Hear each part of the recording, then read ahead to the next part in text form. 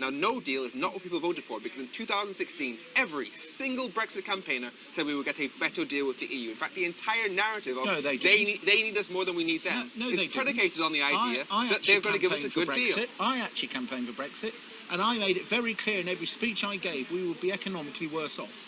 But we would have control. So when the markets plummet today, well, it doesn't the matter to you. markets didn't plummet today. Regarding what you said about how you said in every single speech that we would be economically worse off if Brexit happened, that is not the narrative that was sent to people in 2016. We were told that we would be better. Really?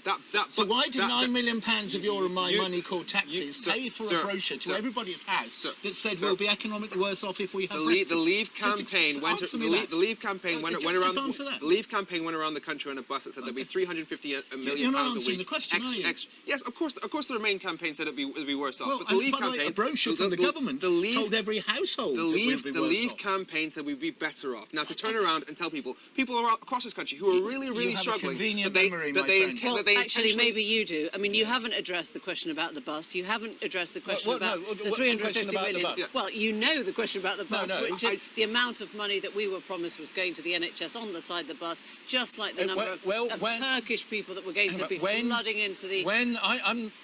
I wasn't part of the official campaign, so I don't see why I'm defending it, but I will answer that. Yeah, you're backing off. No, I will answer. I've never backed off in my life. I will give you that answer, which is that I would tell you within 5 years, probably less, there will be £350 million a week more available to the NHS because we're not paying it into Europe.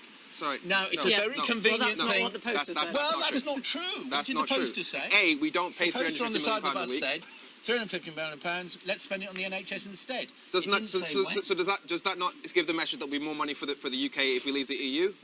Okay. So you've just said that you will be economically worse off, and then we're saying we'll be economically better off. No. Those are two completely different statements. You'll have more money available, because you don't pay it into the EU. And what I find really offensive is there are people across the country we can't hear you. We can't understand a thing. And I think the question I asked was, have we moved forward tonight?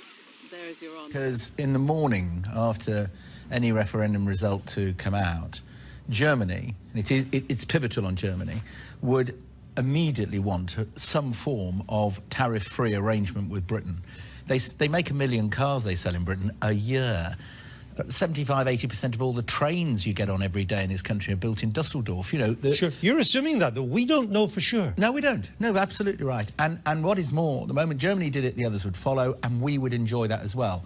There are many arguments to stay in, and there are many arguments to come out. But the one thing that we ought to kill this canard now, is that not one job in Britain is at risk because of EU membership. Not one, because there would be a free trade agreement because we're so important to Europe. And by the way, that doesn't mean that there aren't other reasons why we might want to be in or out. But I get so frustrated with people who go, 3 million jobs are at risk if we're out of the European... It's rubbish. Okay. It's just not one happen. job at risk, says Digby Jones.